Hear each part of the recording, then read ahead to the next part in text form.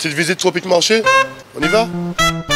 Alors on a le rayon jus, avec les sirops, tout ce qui suit. On a des ignames blanc, igname France, igname jaune, avocat, patates douces, des cives, persil, bananes, christophine, riz, haricots, la pâtisserie, le poisson, le lambi, attention, et les boudins, les acras. On va prendre un peu des épices, boudin, sauce chien, grenat aussi, colombo, pâte à colombo, sauce colombo et tous nos fameux piments aussi, des vrais piments.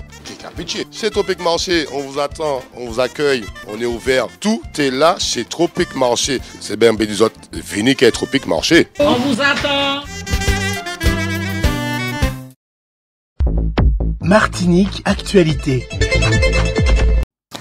7,1% de la population active française est inscrite au chômage. En Martinique, c'est 12,8%, 14,6% en Guyane, 17,1% en Guadeloupe et 17,9% à La Réunion.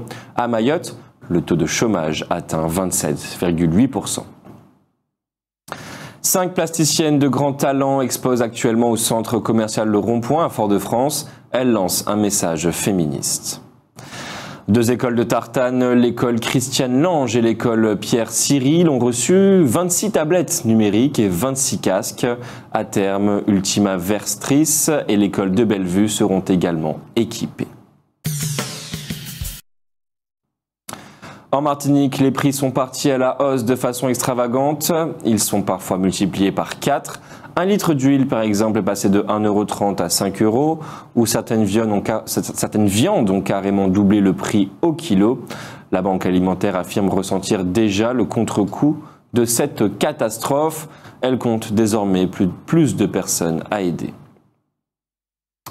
Un rouge vert noir, Edwin, a été libéré lundi, le 27. Il était incarcéré à Ducos depuis le 10 octobre 2022 après une première arrestation et une première remise en liberté. Il est accusé d'avoir incendié une plantation de canne à sucre au François en décembre 2020 et un hangar à bananes en 2021. La ville du Saint-Esprit a mobilisé 10 000 € pour offrir des petits déjeuners aux enfants des écoles. En Guadeloupe, Claude Jean-Pierre, âgé de 67 ans, est décédé à l'hôpital des suites d'une interpellation violente à l'occasion d'un contrôle routier.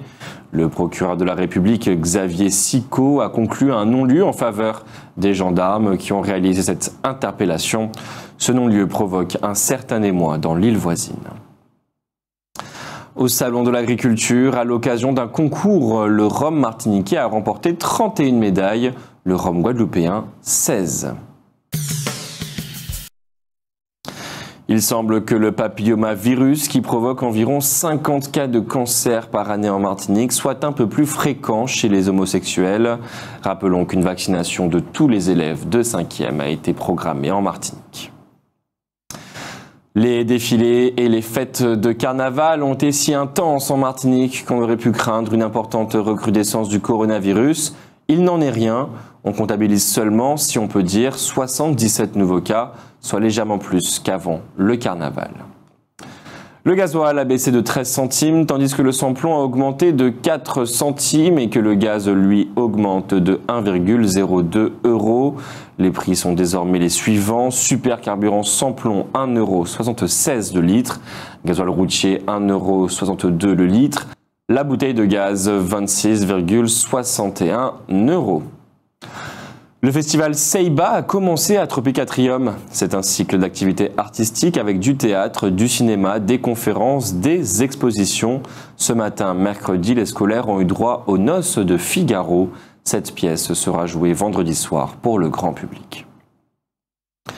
Le service des sports de Saint-Joseph organise un bouge et danse après carnaval dimanche, le 5 mars, de 7h30 à 9h sur la place des Fêtes, quartier Belle Étoile. C'est la promesse d'une remise en forme, dans la bonne humeur et dans une ambiance de folie menée par Karine. Quant au service culturel et vie associative de la ville et l'atelier théâtre du foyer rural du Morne à Cajou, il propose la pièce Voyage périlleux dans le monde du numérique ce vendredi 3 mars 2023 à 18h30 à l'auditorium du Centre culturel Marseille. Une création collective mise en scène par Joël Sorrente.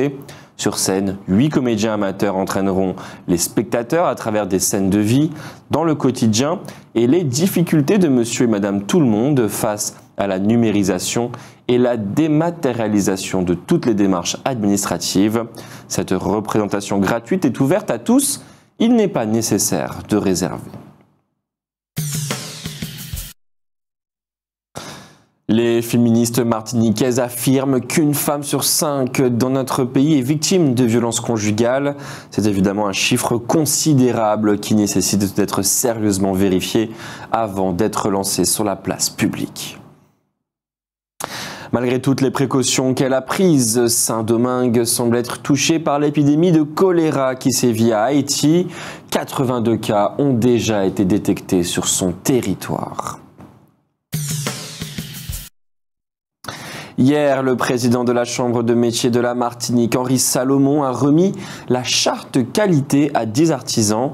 Cette charte est une distinction qui a pour objectif d'encourager les entreprises à s'améliorer et à intégrer une démarche de progrès. Mais elle a également pour fonction de récompenser les artisans méritants et de signaler leurs compétences à leurs clients. 3 catégories sont proposées. Charte qualité confiance, axée sur l'accueil et le conseil.